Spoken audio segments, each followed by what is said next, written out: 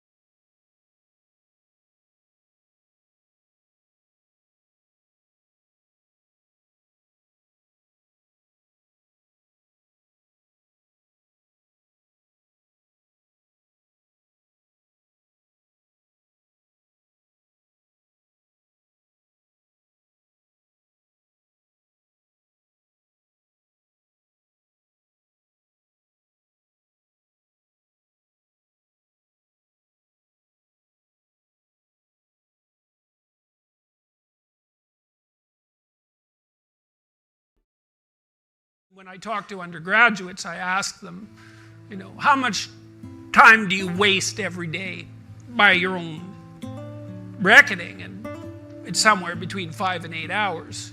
It's a lot of time. Well, I usually walk the students through an economic analysis of that. I said, well, why don't you value your time at $50 an hour and calculate for yourself just exactly what you're doing to your future by your inability to discipline yourself. It's worth thinking through.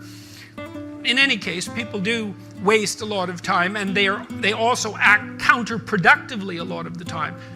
Regardless, we do make progress, and we can thrive under the difficult conditions that make up our lives, and we can resist the malevolence that entices us. That's within our power, and we don't know the limits to that. And we also know that it's better we all know this, that it's better to live courageously than cowardly. Everyone knows that. That's what you teach people that you love.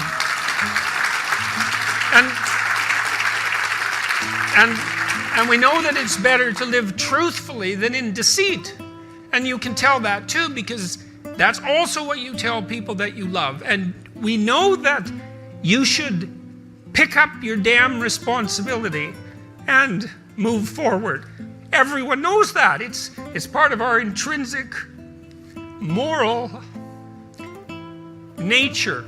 And that nature is there.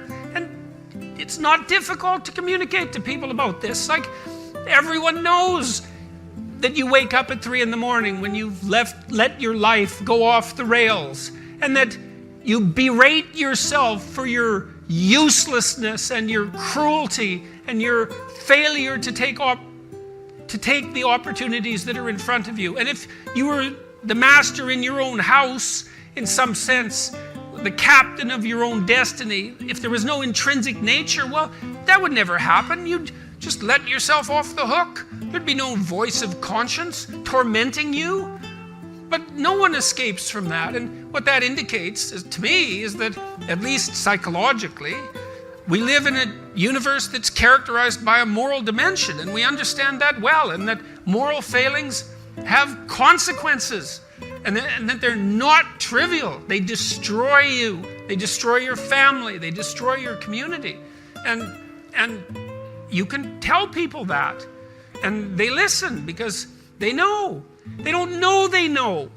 That's the thing. And maybe that's the thing about being an intellectual. You have the opportunity to articulate ideas that other people know, they embody, but they can't articulate. And that's what people tell me. They say, well, you help me give words to things that I always knew to be true but couldn't say. Or they say, I've been trying to put some of your precepts into practice. Responsibility being a main one, vision another, honesty, I suppose, bringing up the pack and saying, and this is the fun part of doing all of this. Fun is a weak word. That it's the remarkable part of doing all this. I mean, I have people tell me constantly wherever I go. It's so delightful that, they were in a pretty dark place, and they tell me why. And there's plenty of dark places in the world. And they decided, well, maybe they were going to develop a bit of a vision and take a bit more responsibility and start telling the truth and putting some effort into something. And they come up and they say, well, you can't believe how much better things are. It's like, I got 3 promotions. I had one guy tell me, this was a lovely story, 15 seconds. He came up after a talk. He said, 2 years ago, I got out of jail. I was homeless. He said, I own my own house. I have a 6-figure income. I got married and I have a daughter. Thank you. That was the whole conversation. It's like he decided he was going to put his life together. And so you can look at that pessimism that constitutes, let's say, the core of what, well, I think it's the core religious message, really, is the tragic nature of the world, the reality of suffering. It's part of the core religious message. But what emerges out of that, properly conceptualized, is a remarkable appreciation for what human beings are capable of. Like, we are unbelievably resilient and able creatures, and we do not have any conception of our upper limits.